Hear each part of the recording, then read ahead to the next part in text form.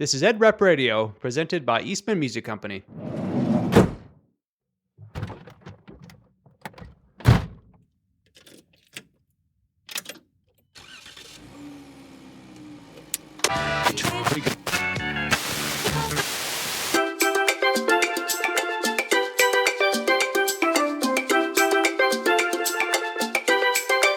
This is Ed Rep Radio, a podcast to bring you ideas and information from industry experts you can use on the road every day. Presented by Eastman Music Company, and I'm your host, Shane Duell.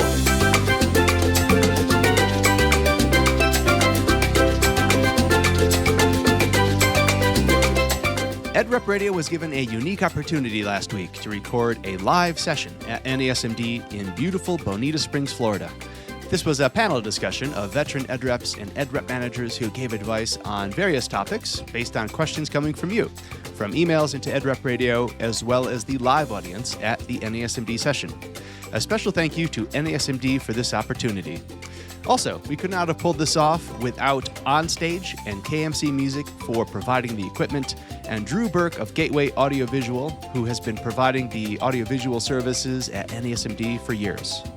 Please visit the links of these companies in the episode notes to learn more about what they have to offer.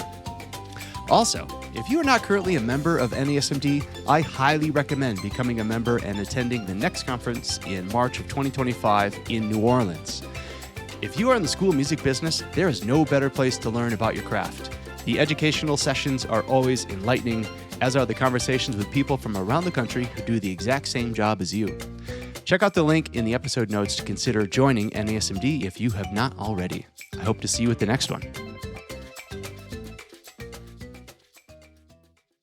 This is Ed Rep Radio, live at NASMD. We're so glad to be here. And I want to send out a few thank yous first. And first to Jeremy McQuarrie for this really cool opportunity, because this was his idea. He called me last fall and said, I don't know what this looks like or how you're going to do it, but let's do an Ed Rep Radio live. I'm like, that's a great idea. And then after I got off the phone, I said, I have no idea how I'm going to pull this off. Because this is obviously a much more tech-heavy session than your usual NASMD session, which requires a level of knowledge on technology that was way above me. So I called Jeremy Payne on stage, and Jeremy's like, we got this. So huge thank you to Jeremy and on stage for supplying a lot of this equipment you see here and the know-how, and being an awesome guy. And also Terry Shaw from KMC Music for the microphones that we're speaking into right now. Honestly, there's no way we could have done this without Jeremy and Terry and Drew, who's hiding in the... Oh, there he is. Hey, Drew. Drew is a wizard of all things audiovisual. He's been doing the NASMD technology audio stuff for many years now, and he plays the audiovisual stuff like someone might play a saxophone. I mean, he's a virtuoso. So thank you so much for everyone. And I'm going to put the links to these companies in the episode notes so that you can find them, see more about them, and support them for helping us out so much on this episode. Also, these guys don't know it yet, but everything you are wearing and talking into are gifts for you from these companies. So you're going to go home with this microphone, headphones, and stand. So thanks to Onstage and KMC Music for this. And Drew, the equipment I'm using right now is yours. So thank you. Thank you, everybody. So also, just a reminder, if you want to have a deeper discussion after this episode, after this session, then we'll also be getting together at 9:40 at the Deep Dive Breakfast Buffet session, so we can just talk further on whatever you want to keep going on. So, all right. This hour is going to go fast, so let's dive right into it and introduce our panel. So to my right, we have Ron Good of Meyer Music in Grand Rapids, Michigan. In the middle here, we have Tim Dawson from Paiges Music of Indianapolis, Indiana, and Ron Kuykendall of Saied Music in Tulsa, Oklahoma. Let's just do some quick basic background info here so we know a little bit about you guys, and then we'll launch into the questions. Ron, where do you work? What do you do? How long have you been doing it? What's your market look like? So I work out of our store in Grand Rapids, Michigan. I'm Director of School Services. I have 9 other ed reps that I work with. In addition, I work with most of the colleges and universities in the state of Michigan. Along with that, I've done this for about 7 years. Prior to that, I taught primarily middle school band for 27. So I've definitely seen the other side and appreciate much more my ed reps now that I know what they did as they've gone through that. So, Tim? I work for Paiges Music. I'm director of school sales, have been with the company for 32 years. I'm a recovering band director after teaching for 3 years, landed with Paiges, and I stuck. And I'm amazed to this day that I'm still here and that they haven't actually kicked me out. So I've got 6 full-time road guys under my purview and a director services team and a bunch of part-time people that help us in the seasonal stuff. So that's me. Great, thank you. Ron K. Ron Kuykendall again with Saied Music Company, Tulsa, Oklahoma. I'm the band and orchestra manager for the company. I've been doing that as of next month, 35 years. Before that, again, I was still a music ed rep. I actually changed my major in college and went from being a music ed major to a business major. So I felt like I got the best of both worlds by doing that. And so I have probably been in this industry 45 years or longer. And I love getting out of bed in the morning and going to work. I enjoy it. Fantastic. Thank you, guys. And thank you so much for being on this panel. There's a lot of experience and wisdom up here that we are going to tap into today. So there are a lot of questions that were emailed into me, and hopefully you in the audience have some questions for these guys today. But let's launch into one that will kind of get the discussion started. So as ed reps and ed rep managers, having hired, trained, coached, and observed many ed reps throughout your career, what attributes do you feel really separates the great ed reps from the average ones? Let's start with you, Ron K. During the interview process, again, I get the opportunity to visit with a lot, and again, a lot of those you already do know, whether they are a retired band director or just coming from another field. Sometimes band directors may feel like that they want to work in this industry as far as music retail because they feel like they have something to share, but then also they feel like that they can come in on that white horse and save the day for some of the band directors. That is something that you kind of have to watch. That's a safeguard because, again, if they have the gift of gab and that's all they want to do is go in and tell the band director how to do things better, you don't want that. You want them to be personable, a stable personality, and do what they say they're going to do. Integrity, especially. Follow through with what they say they're going to do, and deliver what you do. Then also, those that we do hire that possibly are maybe just be employees that have decided they want to do something like this, that are already part of the Saied music team. They have a better understanding. They've worked on the inside. They understand retail, and they work the way we want them to. And been fairly successful, and we have a lot of road reps that I can say right now that have been with us for a long time. So they evidently enjoy what they're doing, and also at the same time, they do have respect, which is a really important part, respect of the directors in the area. And if they don't, then that's when you have to make a move rather quickly. Great. What do you say, Tim? Sit back, relax. I've got a list. I've got notes, so I'm not going to look at you guys. I'm going to look at my notes, if that's okay. Great road guys and road reps are detailed, organized, self-driven. They're great communicators. The biggest thing that they have are servants' hearts. They serve people, serve their community, serve their schools. And if they don't have that servant's heart, they have a role someplace else in the company they need to be. Great road reps are lovers. They're not fighters. They're people who love school music and want to see other people succeed. Great road reps are also chameleons. They can walk into a room, read it, relax, sit down, fit in, and make things happen just by being themselves. They can read the room and take care of business. They know why they're there. They remember why they're there. Even though they're caught up with hearing what happened on Saturday night, they remember why Joe Guth once told me, a former Gemeinhart rep who's no longer with us, you got to remember why you're there. While your hand's in their pocket, you have to be patting them on the back, taking care of them, making them feel good, making them feel happy, and helping them and serving them. Great road reps understand the value of deposits and withdrawals. Every day is a deposit. Every time you see that, director, you're adding value to them and their program. Sometimes you have to make a withdrawal. You have to have a hard conversation. But those great road reps understand both. So many deposits have to happen before you can make a withdrawal and be successful with that withdrawal. Great road reps have a huge capacity for love and respect. And I think that says everything about what a great road rep would be. Maybe two other things. They got to get out of bed, and they can't be afraid of hard work, because it is absolutely hard work.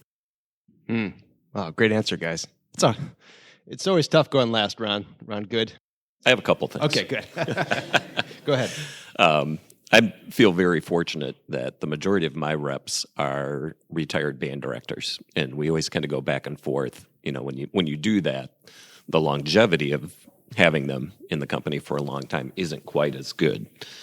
However, I find that the directors we look at to hire in are ones that were very well respected.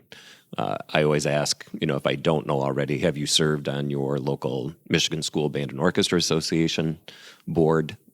Most of them I know. They're very, very well respected across the state. So I think sending people out like that and walking in, they already have the credentials that people know. I really feel like all of us do still really care about school music and want directors to succeed. We do an event called Meyer University that we may have borrowed from another music company, but it's a day-long event for student teachers and first and second year teachers. And basically it's everything that all of us that taught wish we would have known coming out of college that we didn't cover because we were taking multiple other classes along that time. But I think the ability to empathize and just be a good listener, know when to step in and know when not to. I think Tim kind of mentioned you have to read the room. So that's the kind of ed rep that we look for with that. And then always try and have my ed reps anticipate what they need, what the teacher might need. We have kits in our van, like I'm sure most of you do if you're an ed rep, but have everything that you might need for the day ahead of time so that's there. And then again, just showing up, being on time, being there. So when you do have to have an uncomfortable conversation from time to time, they feel like you're still a trusted friend and authority with that. Fantastic answers, guys. Thank you. Thank you.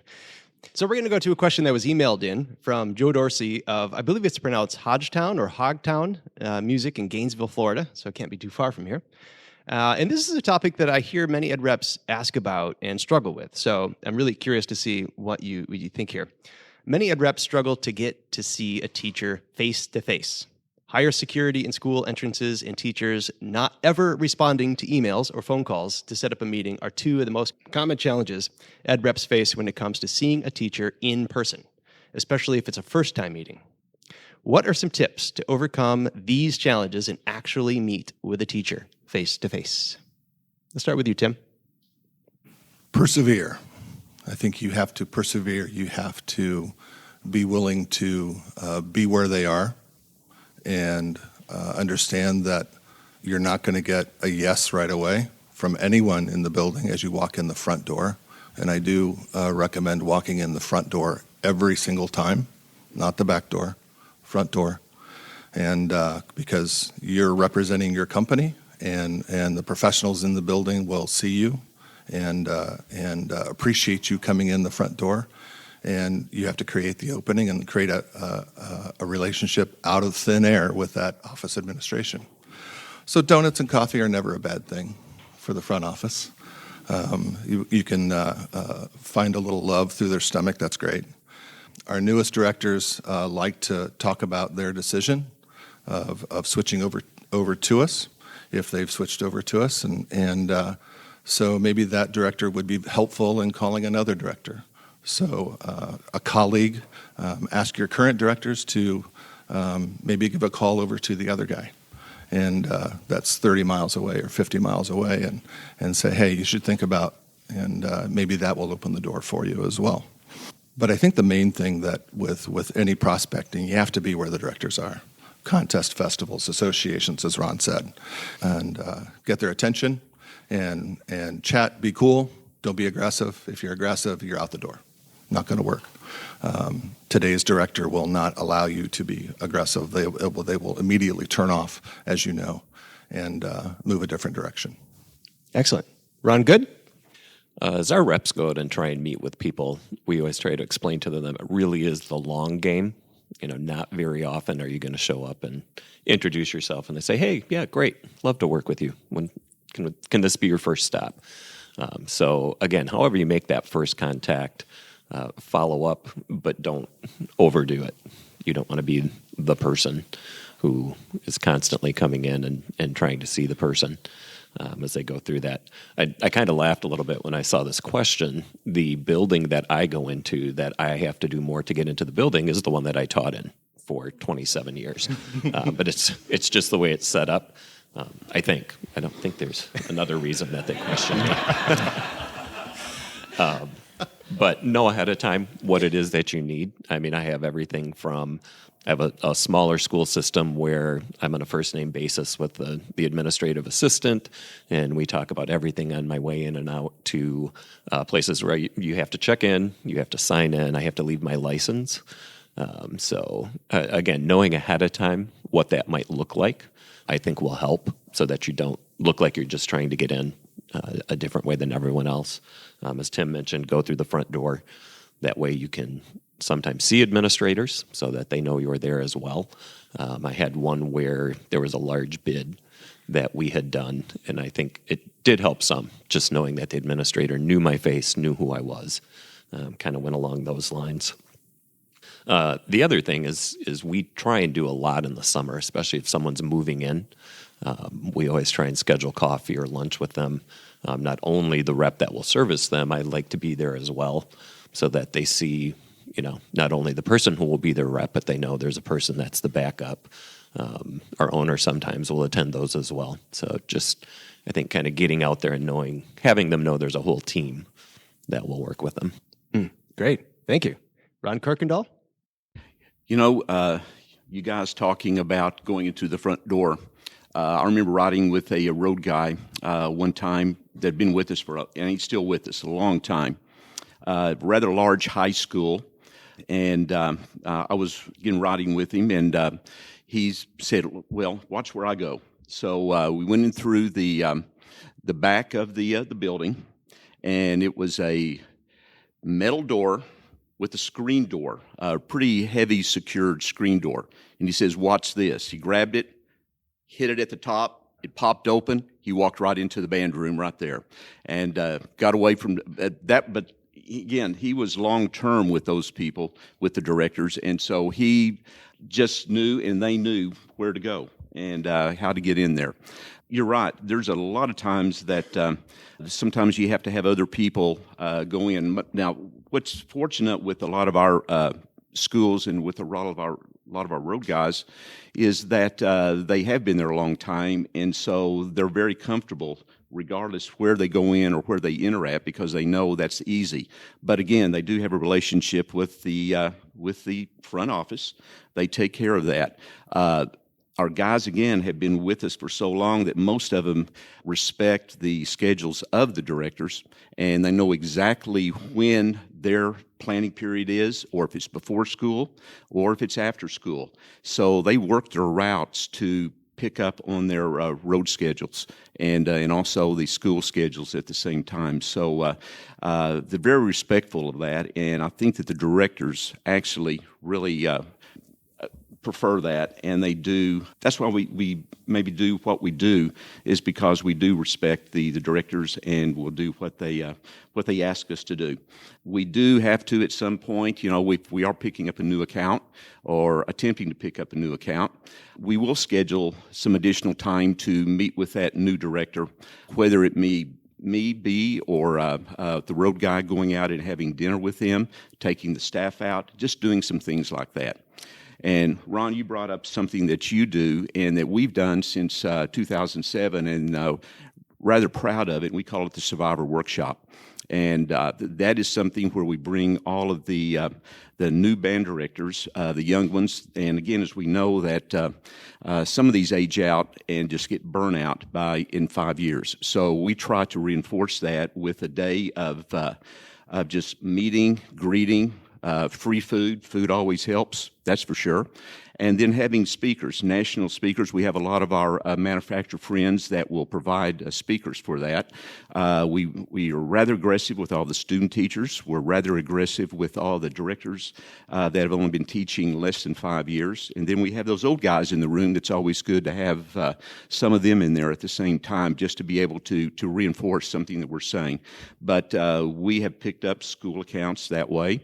And then also becomes a long relationship with them. So regardless of where they go, and if they're in our area, we'll be able to pick up that business if we haven't had that business, just because of those relationships. It's very, very important. Great answers, guys. Again, thank you so much. Very useful. So I'd like to turn to the audience here in the room at NASMD. And is there a question out there that you would like to ask this panel? And Ryan Richmond has our microphone that you'll speak into so you can be recorded so we can hear your question. Peter Saied's in the front. I'm of the opinion that an on-the-job apathetic educator or disengaged educator can do more damage to a program than a school board or an administrator. And I'm just curious, when we're in a world, Tim, where you say you obviously you can't get aggressive, and there are only so many things, the lead the horse to water, but drink thing. How are you advising your road reps when particularly if they've been there for maybe 10 years and remember 100 kids used to join that band and now 30 do, and I've seen that eat away at the morale of road reps at different times. Just because it's like I am putting all these resources on the table and it's not happening anymore the way it used to. If in a particular setting, how are you advising your team on things like that? Great question. Thank you, Peter. Ron Good, let's start with you. I think that is one of the most challenging aspects of the job, can be at times. And I think you kind of mentioned it. You can lead a horse to water, but you can't make it drink. I like when we have directors that are in that situation, whether they're on my route, because I'm on the road a couple of days a week, or they're on one of my colleagues' routes. We just keep coming back to what can we supply? What can we do to help them? What can we do to help the students? Is there anything we can do differently, along those lines? We have a great list of clinicians, all of us that are, again, I mentioned because we're retired directors. We go out and do some clinic work. Again, you can offer it as much. If there's resistance, there's not, I don't think, a whole lot you can do. However, I think sometimes we send the right people in. We always try and look for, because we have a fairly extensive list of clinicians, who's the person that will connect the best with that director. Offer to go in. I've offered to a director, let me come in and observe your class, if you're open enough to letting me jot some things down. I always follow it up by, this is what I did. Hopefully that might work for you. It may not. The other thing, because it's such a close-knit community, even having other directors who are still teaching, maybe in that area, become their mentor with that, just kind of to help them along with that. Having them reach out to other directors in the area who have like-sized buildings, like-sized classes, who have a successful program. But again, you can offer a lot of things, and hopefully that will help. But I think that's about all we can do. Great, thanks. Ron Kuykendall, what do you say? I agree with a lot of that, what you said. We have a lot of, on our road team, we do have a lot of experienced retired band directors. They do have some struggles with some of the schools because they do not, or they are declining, and it's because, again, just a very empathetic need to do something like that, but also they're seeing it decline. And again, it's something that we try to help with. I know that some of them will go back on an extra free day and work with the school, work with the band director, and with the kids. And maybe he's coming in, you might say, literally through the back door, where the director doesn't understand really why he's there, because the band director may think that he's great, that he's doing well, but then again, you're seeing it decline. A lot of them will just offer to come in and work the band and just observe. We also, in most of our directors respect our road guys, but the road guys also respect the directors in that they're not going to tell them what to do unless they're asked. But again, the word "show me" always comes about, and if they're able to simply go in and then just, again, observe, but also just recommend that, hey, can I come back and work with the clarinets one day because I've got some free time? That always seems to help. Then you can get into the director's head just a little bit more in that, and then show some confidence. And once that director has some confidence in that road guy, then they're able to kind of open up a little bit more and see what they can do to help. Excellent. Great answer. What do you say, Tim? I think it's about the relationship. I think you have to understand where you are in that relationship before you can do any kind of improving at all. And the way you get there is listening to understand, not to respond. You have to ask probing questions. You have to find the joy and bring it to, and bring some sunshine to that guy, that gal that's fighting that burnout. And I think that's really where your question is. Help them find their joy and rekindle their passion. And you have to meet them where they are. And the way you can go about that is asking questions and be a great listener for them and be true to them and don't share their shit. Sorry. You don't talk about their stuff. You don't talk about their stuff to other people. It's their stuff. Let them have it. And you think about it when you're driving down to your next school, and then you let it go before you walk into that next school. You ask them what you can do for them today. You ask them what they did with their kids, with their grandkids the weekend before, and you earn their trust. We're selling horns. We're selling instruments. We're in the trust business. And that director who is fighting that burnout has to learn how to trust you. And you do that by having a deep, deep relationship. And then you can have that hard conversation. Hey, God, you're struggling, dude. How can I help you? I want to reaffirm what Tim said with in stress, be a good listener. Sometimes if you're all about yourself as a road rep and go in and then all you want to do is talk about yourself or what you can do, that's a killer until the director has your respect. But still, that is so important, is being a listener, a very good listener, because that goes so far. That's so important. Comes up so often. What'd you say? Oh, sorry. Were you not listening, Tim? What? Hello? Great question, Peter. Thank you. And great answers. So let's move on to a topic that was emailed into me by several people, and I know it's on the minds of so many so often, and that's the topic of competition. And let's look at it this way. Teachers often have choices when it comes to who they do business with, and sometimes ed reps are caught off guard when teachers unexpectedly choose to do business with a different store. What are some common mistakes that ed reps make that could cause a teacher to move away from their business and over to another? Start with you, Tim. If they're caught off guard, they don't have a strong definition of that relationship.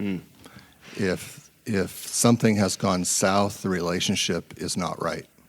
And it's the road rep's personal responsibility to make sure that relationship is repaired and quickly. Because if they're already dancing with someone else, that tells you that relationship is not necessarily going in the the right direction. So to fight that, you don't show up and throw up, right? You show up, you turn your ears on, and it's showtime.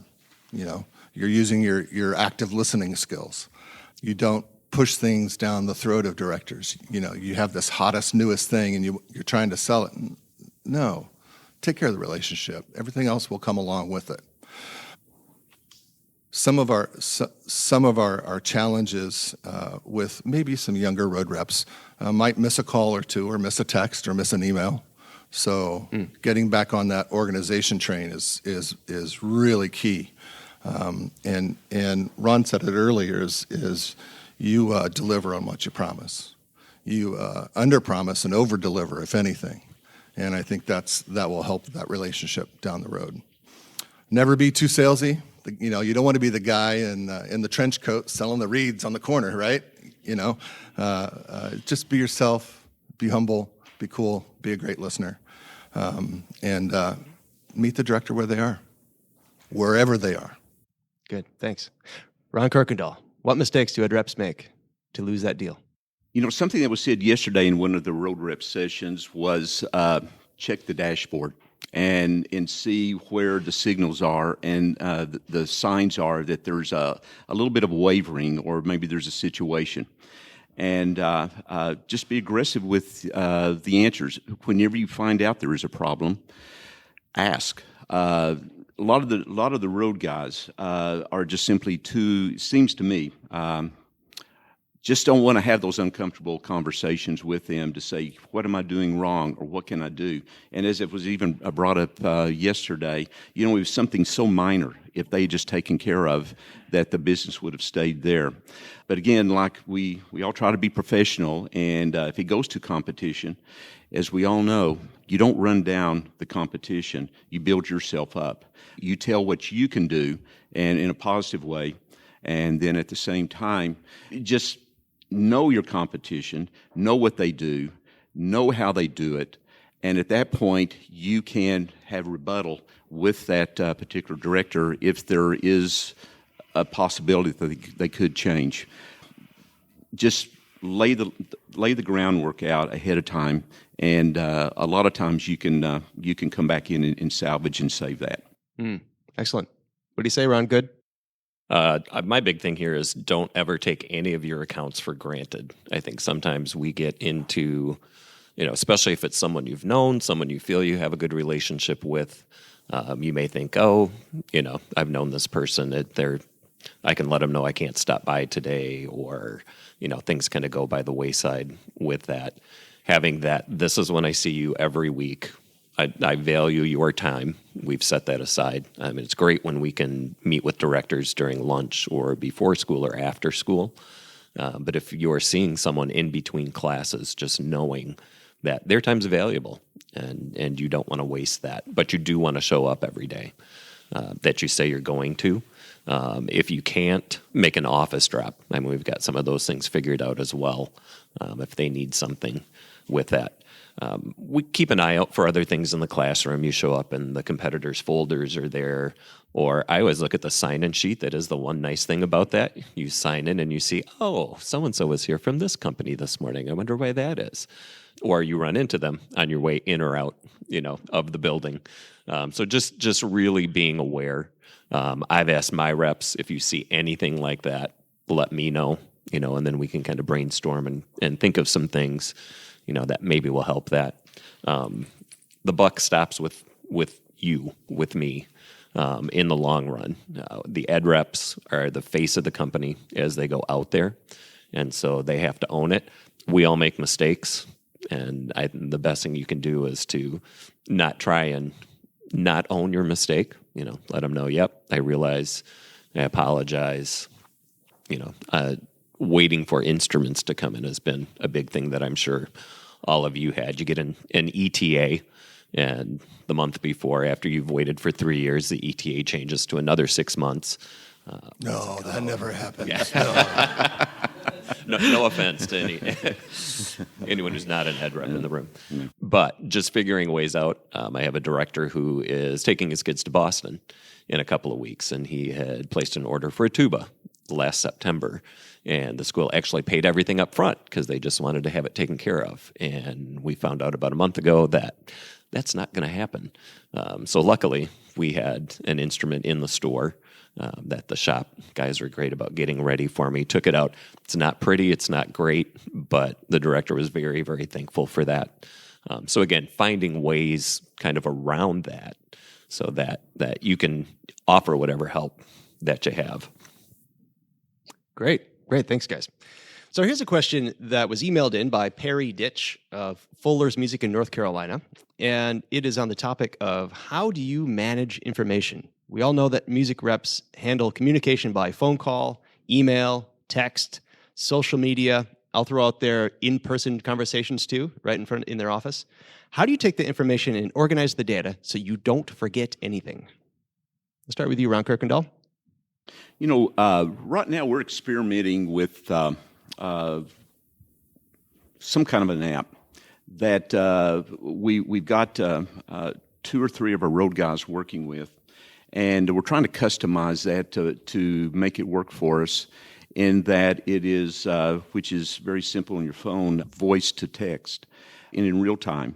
And I've been working with this for maybe about 2 or 3 weeks, and we're trying to tweak it. But it's rather good in that the road guy can simply, before he goes into a school, just talk into his phone, and it records that, needless to say, and then says what he's delivering, who he's going to see.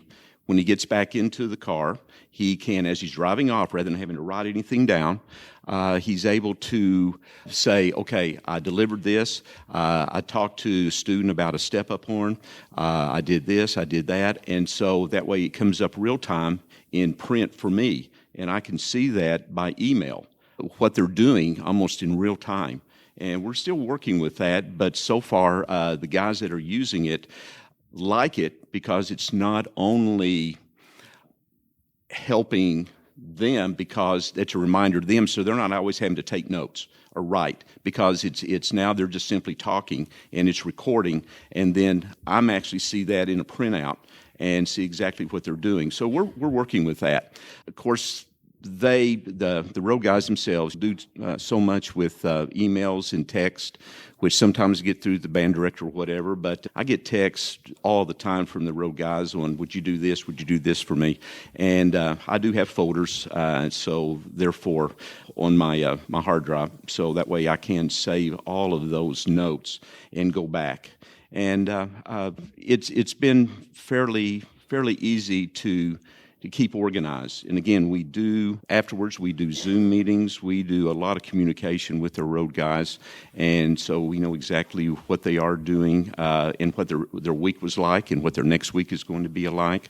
We just try to keep organized that way with a lot of communication. So we do have a good way of conversation with them all the time. All of our reps use tablets like the one I have up here that I'm using today, and we have a software that we use that each school has their own page assigned. There's a spot on there for notes. There's all of the information. There's a picture of the director. There's a picture of the entrance, contact information. So if I have to go out or someone else has to go out and cover a route, we have all of that. And then I encourage the reps to put in specific notes if there's something they think everybody should see. All of our floor staff has access to that as well, as do all of our repair techs. So if there's something specific in there, I'll type it in and then shoot an email to all of them saying, hey, by the way, can you double check this to make sure you're aware of what they're asking for or what they may need with that. Again, I think you just have to find the communication that works best for that teacher. I prefer email if I'm going to follow up on something. So if I'm with the director and they say something to me, I'll say, hey, let me shoot myself a quick email on that so that I don't forget when I get back, because that may be my first stop of 10 stops that day. And in my mind, I'm thinking, oh, I'll remember that. I don't remember that.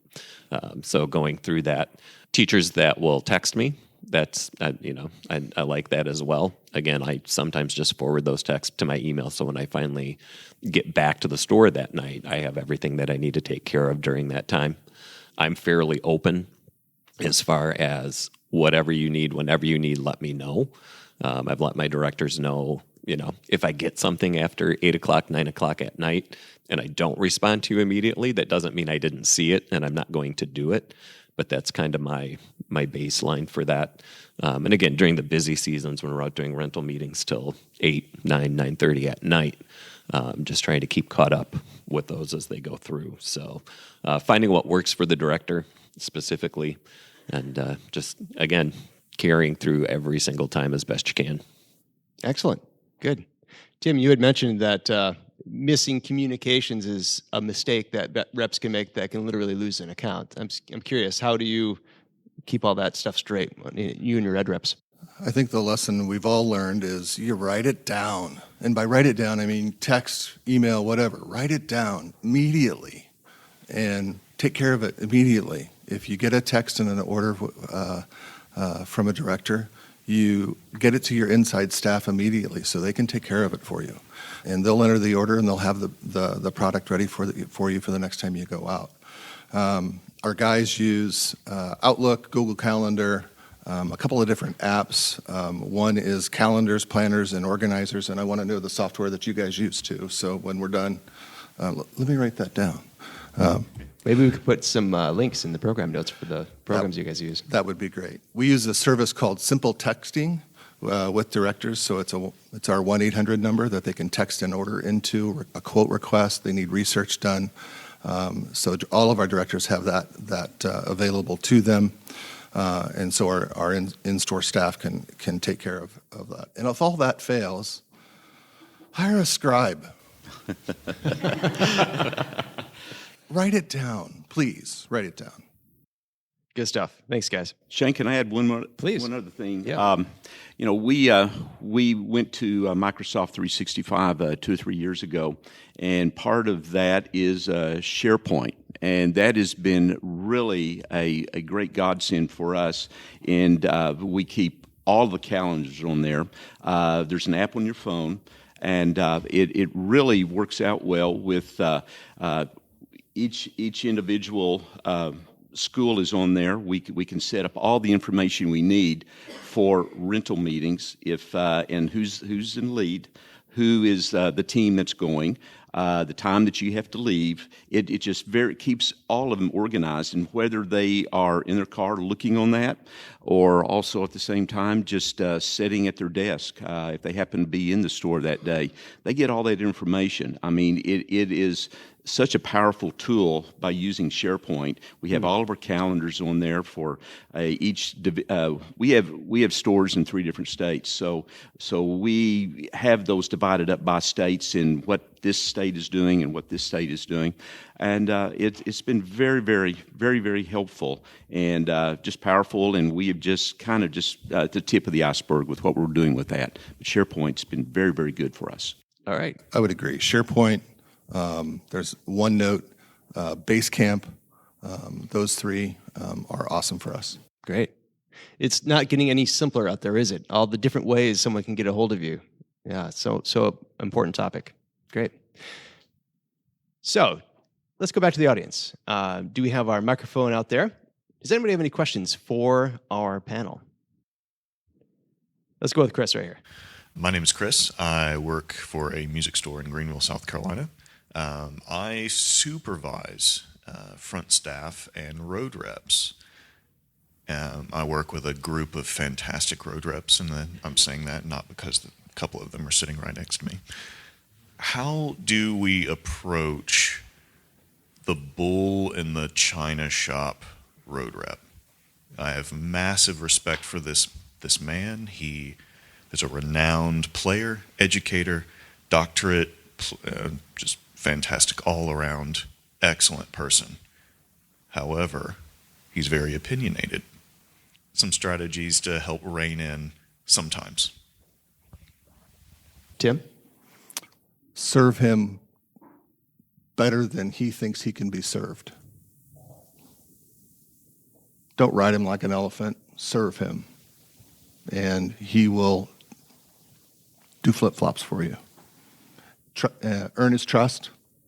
And what it sounds like, it's he does have a trust issue if he's the bull in the china shop.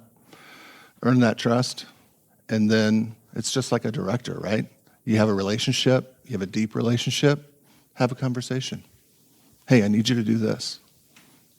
Refocus his energy towards the outside, not the inside.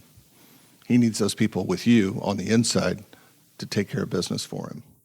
So elevate him, serve him, put him on that podium, take really good care of him, pay him well. Sure, got to pay him. And love him. Absolutely love him.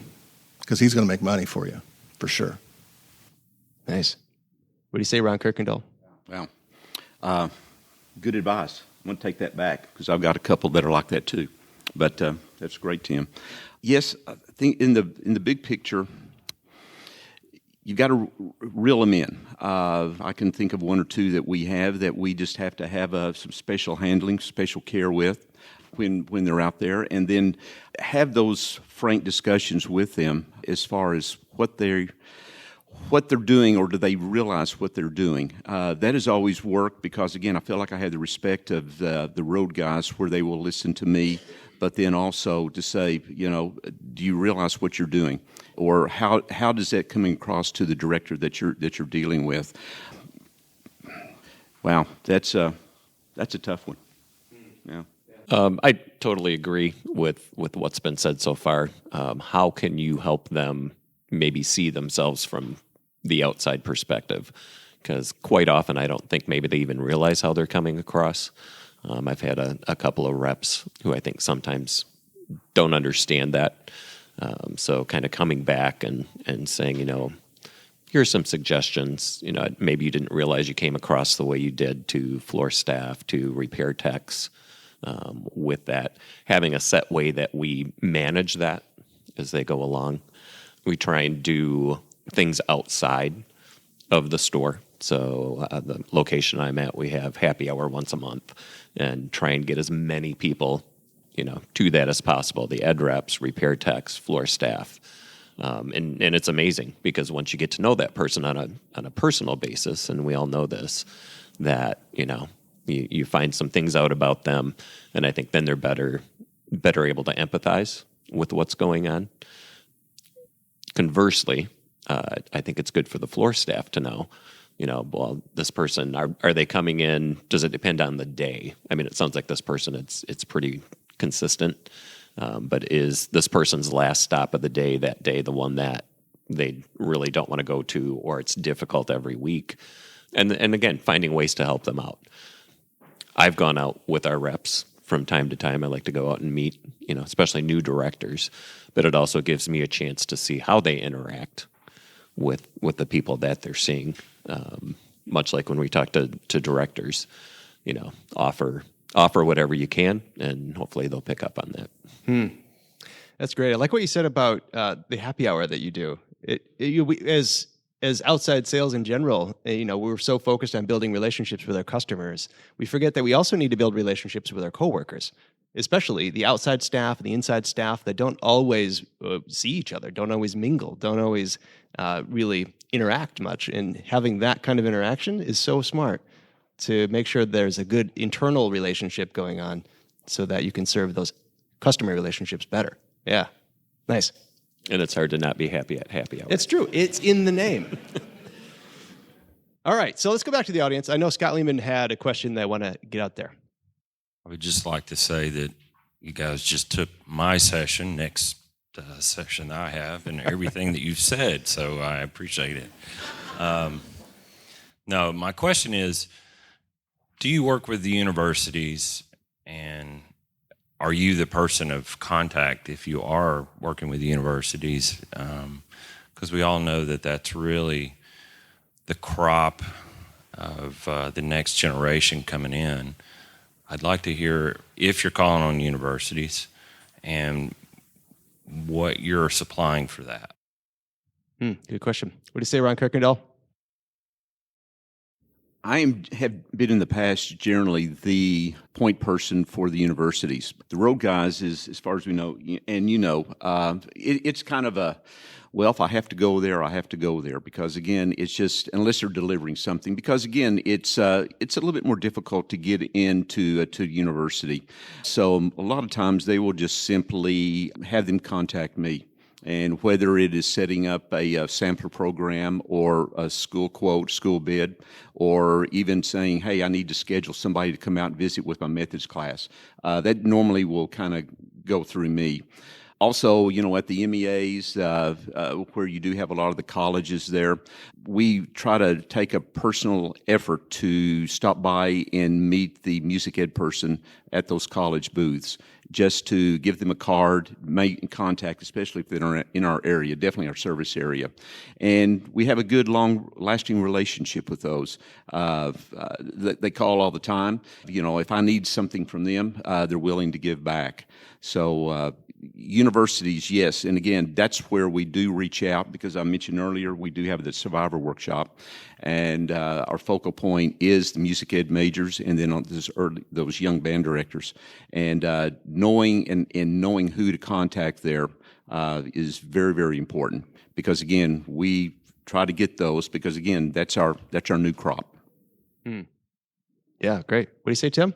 Our ed reps are assigned the universities within their territory, and they are the point person for that relationship, and they're the gateway to the kids, obviously.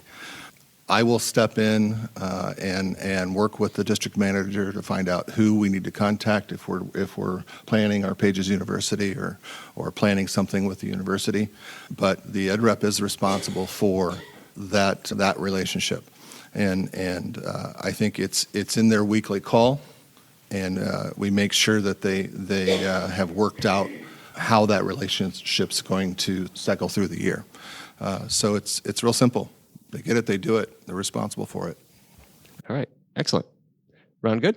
I am the main point person for the universities that we see. I do have some reps that will go out if things are needed as they're a little bit closer. One of the things that we tie into, we supply the college sampler instruments for the majority of the colleges and universities around. Part of that agreement is that we have access to their students. And they get to choose what that is. Again, we have a list of 15 different topics that we can present. We have one university where they had us present to every single music ed major all at once, so about 150, 200 kids.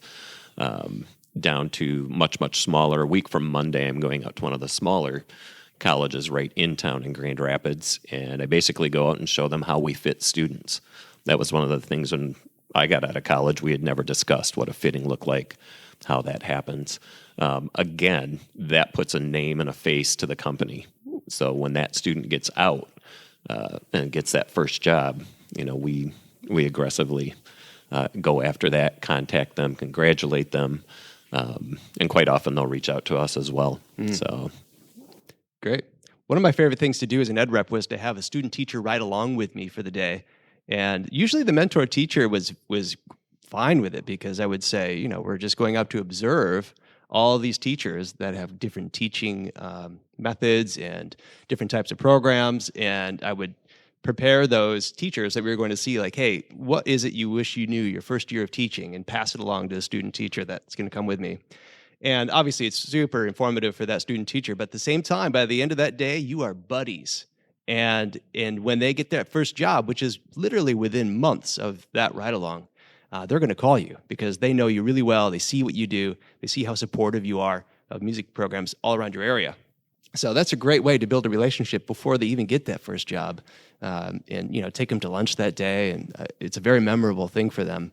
And I've never had a mentor teacher turn me down. I think the other thing that we've found is sometimes those are people who, if teaching doesn't end up being the route that they go, they come and work for your company because they know about the company, and then you have great point. Have that solid relationship set up ahead of time. Awesome. Gentlemen, I can't thank you enough. Those were just some fantastic answers, great information, useful for everybody here in the room and also listening around the world on EdRep Radio.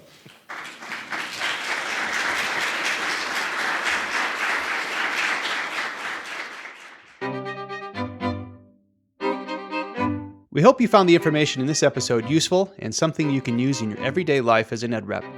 If there is a topic you'd like to learn more about and have presented on a future episode of EdRep Radio, or you'd like to give us some feedback in general, please email us at edrepradio@eastmanstrings.com. To learn more about Eastman Music Company, go to our website, eastmanmusiccompany.com, or give your Eastman rep a call. Thanks, and drive safe.